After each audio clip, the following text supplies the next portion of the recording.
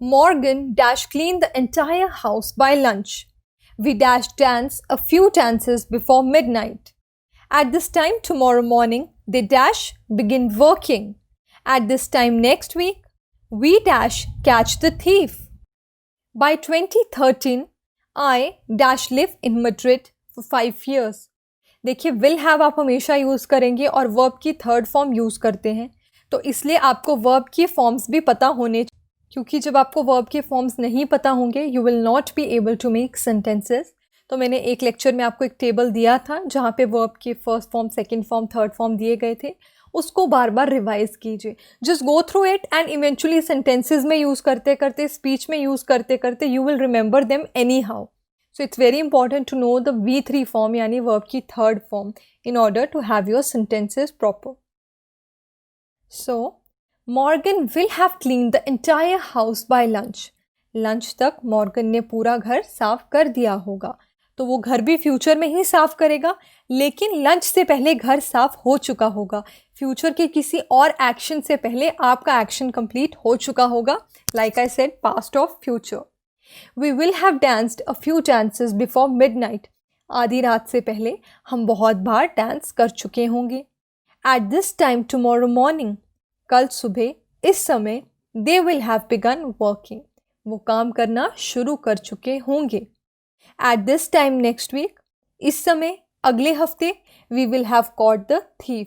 हमने चोर को पकड़ लिया होगा.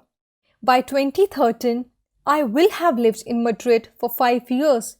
2013 में मैं मैड्रिड में 5 साल के लिए रह चुका होऊंगा. So these were all your affirmative sentences. Affirmative यानी positive sentences. अब जो हमारी नेक्स्ट एक्सरसाइज है, it is related to interrogative sentences, यानी जहां आप किसी से सवाल पूछना चाहते हैं, कुछ क्वेश्चन करना चाहते हैं. If you remember the convention, एक ही रूल है जो आपको हमेशा याद रखना है इंटेरोगेटिव सेंटेंसेस में. एक ही रूल है जो आपको हमेशा याद रखना है इंटेरोगेटिव सेंटेंसेस के केस में. वो ये है कि आप सब्जेक्ट और हेल्पिंग वर्ब की पोजीशन को चेंज कर देंगे, यानी पहले हेल्पिंग वर्ब और उसके बाद subject. So let's look at the examples, exercises, तो आपके जो डाउट्स हैं वो और क्लियर हो जाएंगे.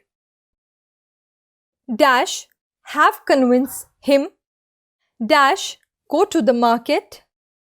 Dash have open the doors before you arrive. Dash she have earn enough. Dash they talk about it before coming here. So these are interrogative. यहाँ आपको क्वेश्चन फॉर्म में सेंटेंस को क्रिएट करना है. तो जो सेंटेंस कंस्ट्रक्शन के basic rules हैं उनको याद कीजिए and try to solve this. So here we are. Will they have convinced him. क्या वो उसे कन्विंस कर पाए होंगे? तो आपने देखा पहले हमने हेल्पिंग वर्ब यूज़ किया, विल यूज़ किया, उसके बाद सब्जेक्ट यूज़ किया. Will she have gone to the market. क्या वो मार्केट जा चुकी होगी? Will they have open the doors before you arrive. क्या तुम्हारे पहुंचने से पहले उन्होंने दरवाजे खोल दिए होंगे? Will she have earned enough. क्या उसने काफ़ी ज़्यादा पैसे कमा लिए होंगे? Will they have talked about it before coming here. क्या यहाँ आने से पहले उन्होंने इस बारे में बात की होगी? तो ये थे आपके इंटेरोगेटिव सेंटेंसेस. वहीं अगर कुछ नेगेटिव सेंटेंस होगा तो आप नॉट ऐड कर देंगे, विल हैव बन जाएगा विल नॉट हैव. सो यही था हमारा फ्यूचर परफेक्ट टेंस. कुछ इंपॉर्टेंट रूल्स, कुछ इंपॉर्टेंट कॉन्सेप्ट, कुछ exceptions. With this we complete future perfect tense. Next lecture में हम करेंगे future perfect continuous, which is the last sub type of future tense. और उसके साथ हमारे टेंस टाइप्स के जो सब टॉपिक्स थे वो सब कंप्लीट हो जाएंगे. And for now, this is all about this particular tense form. I hope you enjoyed and it was informative. Thank you, students.